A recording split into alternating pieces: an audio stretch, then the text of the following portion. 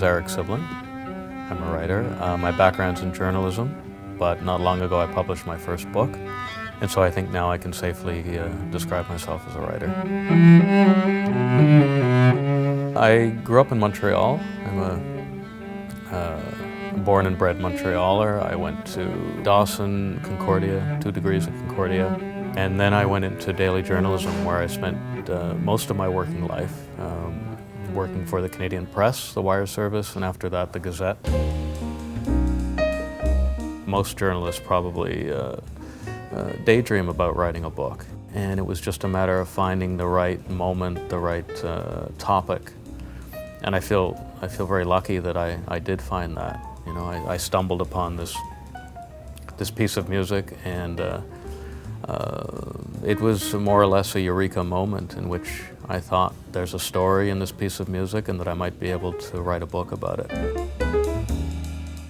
Essentially, there are 3 stories. There's the story of the composer of the music, Johann Sebastian Bach, who composed the music under somewhat mysterious circumstances in around the year 1720.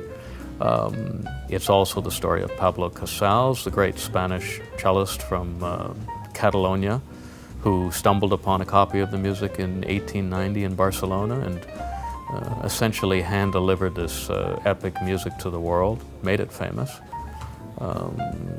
And finally, it's a story of myself, a journalist type who's on a first-person quest to get to the heart and soul of this music. The first measures unfold with the storytelling power of a master improviser. A journey has begun, but it's as if composition is taking place on the spot. The deep-toned strings take us back to the 1700s. The sound world is happy, the jauntiness youthful, discovery is in the air. The lifeblood of a lot of the stuff I've done has been ideas, you know, and that's a mysterious thing. Where do ideas come from? In the case of the book, it seemed to come out of left field. It just fell from the sky into my hands. Ideas are sort of this rare, precious commodity, I think, in the world of art.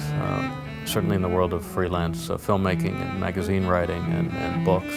You're really dependent on an idea that works and that other people will be interested in. I used to live on Harvard just above Monkland Avenue, and I would regularly see an elderly man walk up and down Monkland Avenue. I was amazed to learn that the man in question was named Walter Joachim. He was, I think he's got some fans and friends here. He remembered hearing Pablo Casals play a cello suite back in 1927 when Walter was a 15-year-old cello student. When I told him about my idea to write a book about the cello suites, he offered me one piece of advice. He said, learn the cello.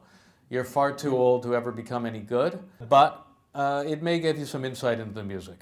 And that's what I went out to do. I have colleagues and friends who are English-speaking writers in Montreal who've helped me in countless ways over the years. I think there might be something useful about being a minority when it comes to writing, this sort of detached vantage point where you're not necessarily always caught up in as an insider, and that you're sometimes on the periphery looking in. I think that there's something intrinsically writerly about that. So in that sense, I think it's a special, quite unique, dynamic community here that you can't help but feed off of.